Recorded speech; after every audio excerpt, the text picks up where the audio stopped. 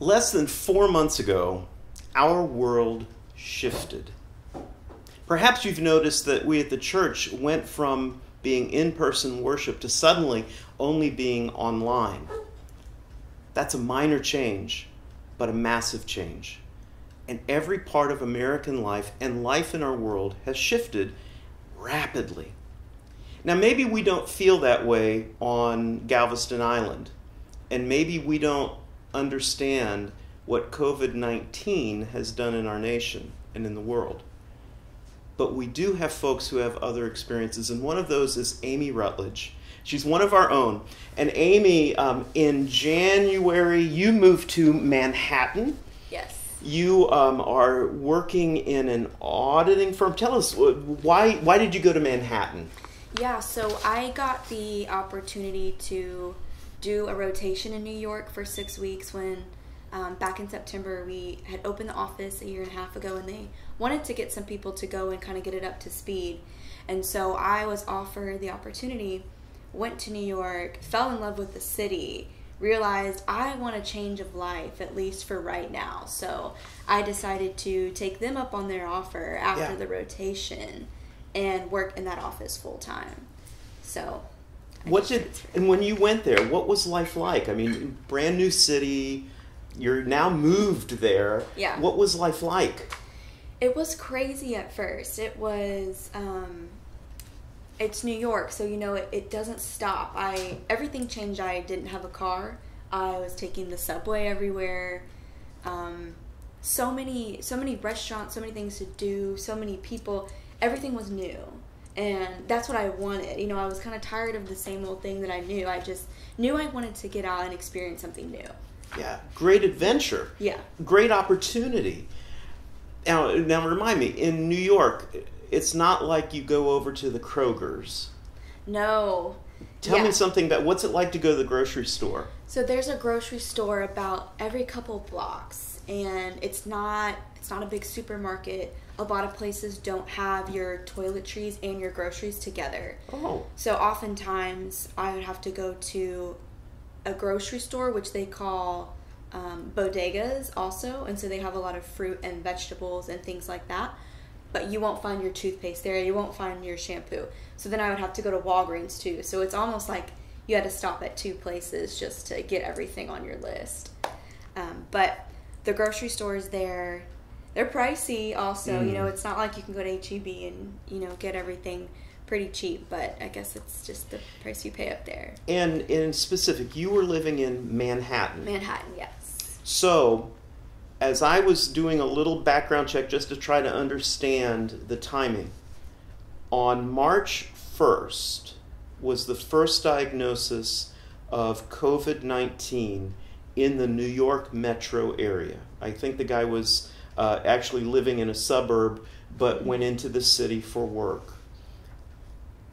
And we now sit at where New York City New York City Metro has almost 400,000 COVID-19 positive cases, and to date has just over 24,000 deaths from this virus.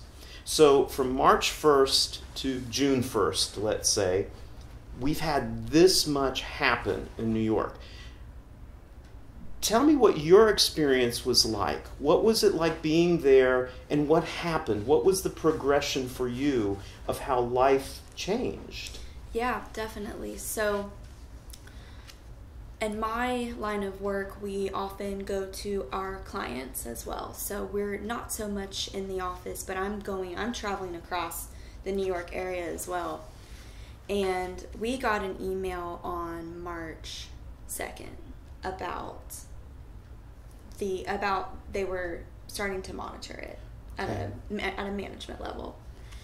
And then within 2 weeks, on March 13th, they did an immediate switch to, we are now working from home. Do not go to clients, do not come into the office.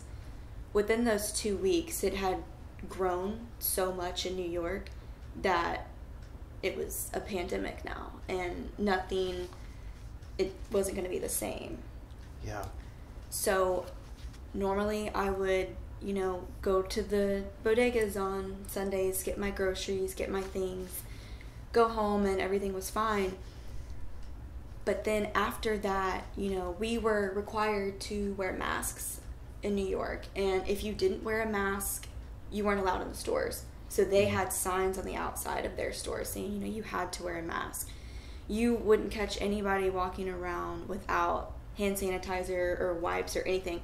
And I mean, people would hold the wipe and, open the doors, and so much more was done there to protect yourself than anywhere else, which made sense due to their statistics. And also in New York, everyone's walking, you're coming into contact with a lot more people than here. You get in your car, you go to the store, you may not even come within 6 feet of someone. Yeah. But in New York, it's inevitable. You're going to come in contact with a lot of people, even if you just went for a walk. What was that like, being that you had just gotten there and there's the excitement of the city, the constant flow of the city, and suddenly you now find yourself living in your four walls, let's say, in your apartment, in your space. What was that like? That was heartbreaking. I had all these big plans, and I was going to go see all these things and do all these things, but then I couldn't. I had no choice. So it was definitely hard to see that. And even work-wise, I had all these plans. I'm going to go to all these different clients and see all these companies, and then it was like, you're not going anywhere. You have to stay in your apartment, which also is just small being in New York. So it's not like Texas where we have big homes. No. Yeah. I have a rooftop on the top of my building, and that was the extent of where I could go. Wow. Mm-hmm. So Amy, how close did the virus come to you? We are so thankful that you did not get COVID-19 or have not, and that you're back home now here in Texas for a while. But how close did COVID-19 come to you?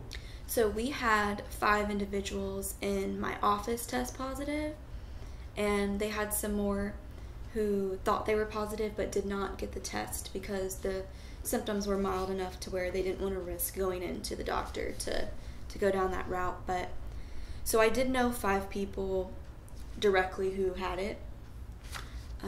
I didn't come into contact with them the last 2 weeks of our working together in the office, at least. So I did know 5 people.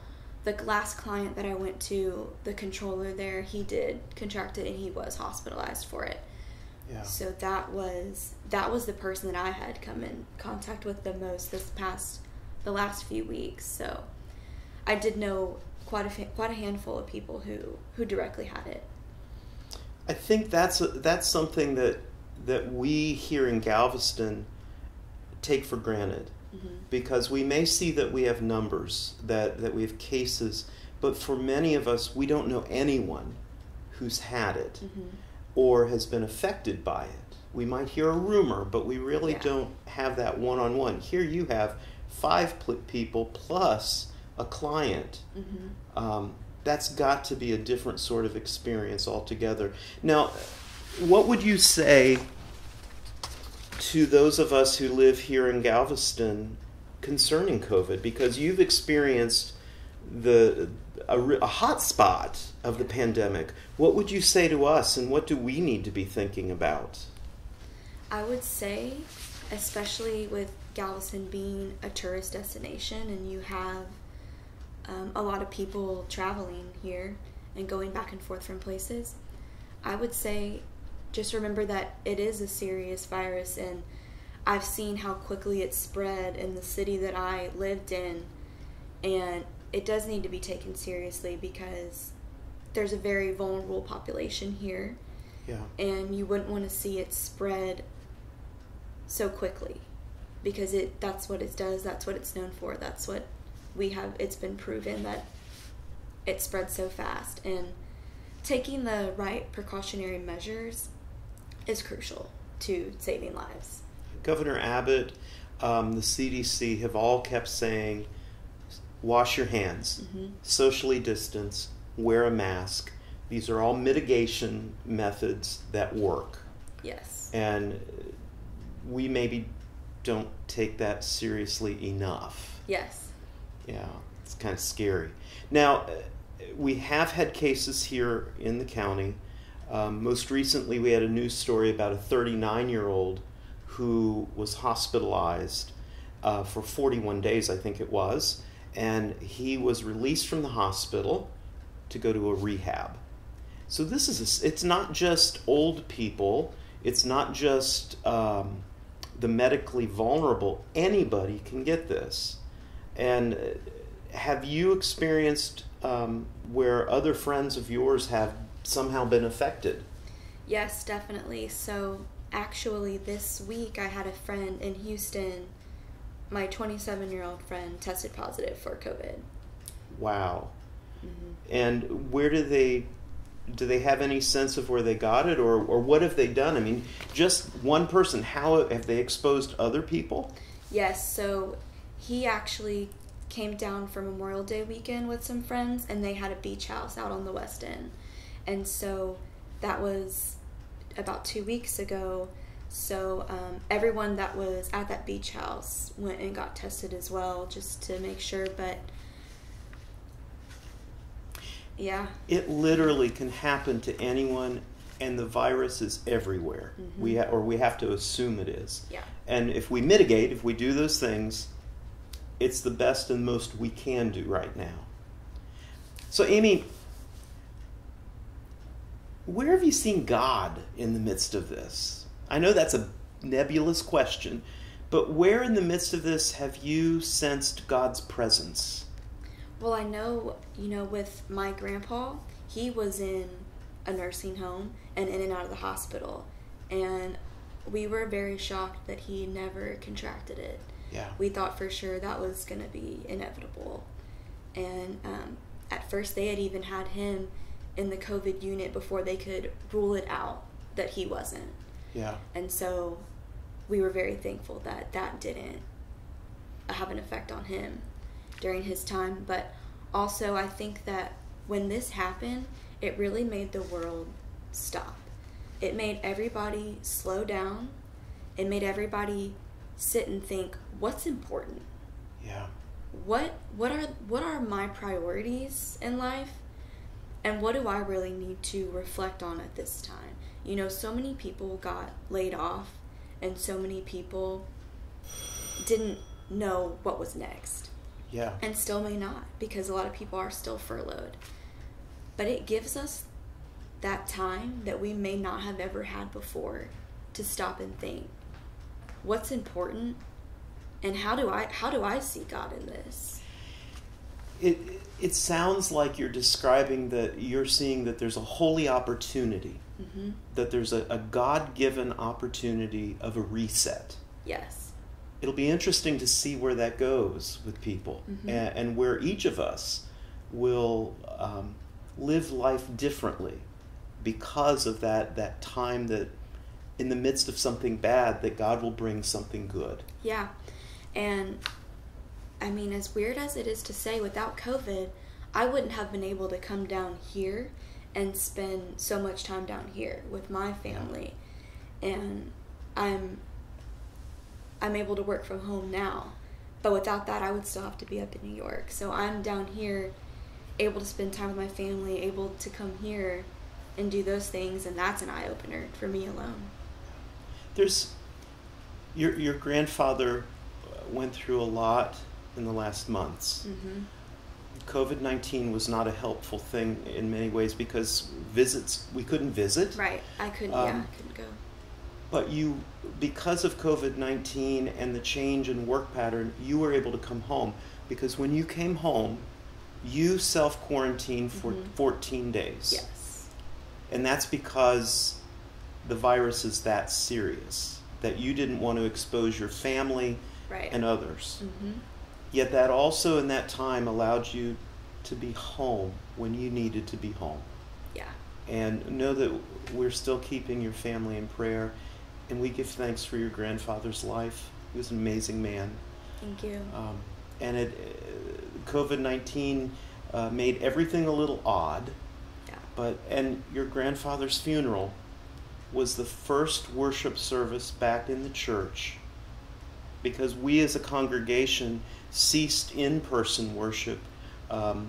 March 22nd was the first weekend that we didn't have in-person worship. So your grandfather's funeral was the first time back into the building for that, for worship. And we hand sanitized, we socially distanced, we wore masks, yep. and we praised God and gave thanks. So I thank you for sharing your story. I think you've got a lot to share, and you've allowed us to maybe see a little bit deeper in to what this thing has been, that it's not something to take lightly. Definitely not. You know, and just to look, my golly, March 1st was the first case in New York, positively identified. And here we are a few days into June, and the world's changed. Mm-hmm. Thank you for sharing. Thank you for having me. And folks, if you've watched this and you're getting to this point, we ask you to do a couple things.